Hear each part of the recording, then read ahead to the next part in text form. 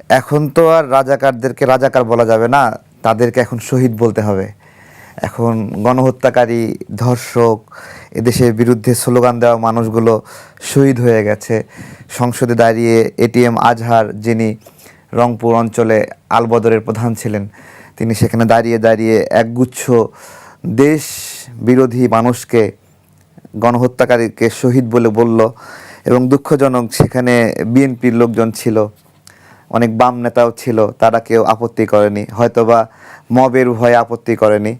তো এটা বিষয় যে জামাত রাষ্ট্রপতির ভাষণ বা এনসিপি রাষ্ট্রপতির ভাষণের সময় চিল্লাচিল্লি করতে পারলো, কিন্তু যখন রাজাকারদেরকে শহীদ বলা হলো তখন বিএনপি একটু টু শব্দ করলো না এবং এটা মাইনে নিল।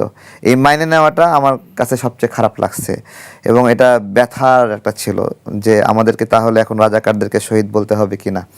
গুরুত্বপূর্ণ আরেকটা বিষয় এখানে সংযুক্ত আছে। ওই সময়টাতে যখন জাতীয় সঙ্গীত বাজানো হলো তখন পুরো সংসদ দাঁড়িয়ে গেল, কিন্তু জামাত আবার দ্বিধাবিভক্ত ছিল, একটা অংশ দাঁড়ায় একটা অংশ বসে, টম অ্যান্ড জেরির মতো।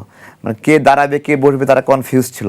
তাদের মধ্যে এইটুকু নৈতিকতা বোধ তৈরি হয়নি যে জাতীয় সঙ্গীত গাওয়ার সময় আমাদের দেশের সঙ্গীত, এটার প্রতি যে মায়া সম্মান কিছু নাই, হইচই করতেছে একদল, মানে হোক্কা হোয়া শিয়ালের মতো।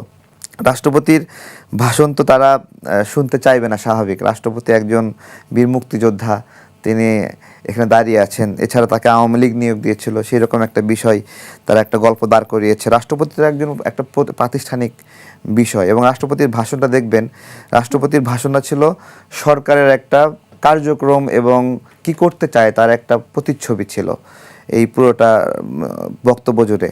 যে বিএনপি সরকার এই শর্ট টাইমে এসে সংসদে শপথ গ্রহণের আগে, সংসদ প্রথম অধিবেশনের আগে কি কি তারা করলো এবং সামনে কি কি করবে ফরকাস্টিং, এই পুরো বিষয়টা তারা কেওয়াটিক করে নষ্ট করতে চেয়েছিল।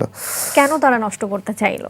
তারা নষ্ট করতে চেয়েছিল, তারা তো কোনো ভালো কিছু, এখন ওই যে একটা সিনেমাতে বলছিল না, বন্ধু বন্ধু হলো পাস করলে ভালো, হ্যাঁ, ফেল করলে কষ্ট লাগে, কিন্তু বন্ধু ফার্স্ট হলে বেশি কষ্ট লাগে।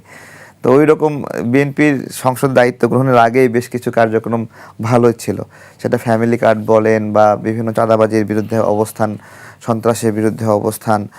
এবং আমরা প্রত্যেকটা সরকার যখন চেঞ্জ হয় তখন ব্যাপক পরিমাণে আমরা নিয়োগ বাণিজ্য দেখি, বদলি বাণিজ্য দেখি। আমি দায়িত্ব নিয়ে বলছি, আমরা তো রাজনীতি করি, সচিবালয়ের ভিতরে ডক্টর ইউনূস দায়িত্ব নেওয়ার পরে যেভাবে ছোকরা পোকরা গিয়ে নিয়োগ বাণিজ্য, তদবির বাণিজ্যে ব্যাপকভাবে লিপ্ত হয়ে যায়, এখন চাইলে সহজে কেউ মানে সচিবালয়ে ঢুকতে পারে না। খুবই টাফ, খুবই টাফ। এখানে খুব রিপুটেড ব্যক্তিবর্গ ছাড়া সাধারণ কেউ একটা তদবিরের জন্য, নিয়োগের জন্য গেলে কোনো সুযোগ নাই। এবং প্রত্যেকটা মন্ত্রণালয় এই জায়গাতে খুবই কড়াকড়ি, প্রত্যেকটা দপ্তর থেকে, প্রধানমন্ত্রীর পক্ষ থেকে দেওয়া হয়েছে। তো এই ভালো বিষয়গুলো আসলে যা আমাদের আনন্দ দেয়, দেশের মানুষকে আনন্দ দেয়, তাই জামাতকে পীড়া দিচ্ছে, যে কারণে ওই কথাগুলো ওই সময় রাষ্ট্রপতির মুখ দিয়ে শুনতে পাচ্ছিল না।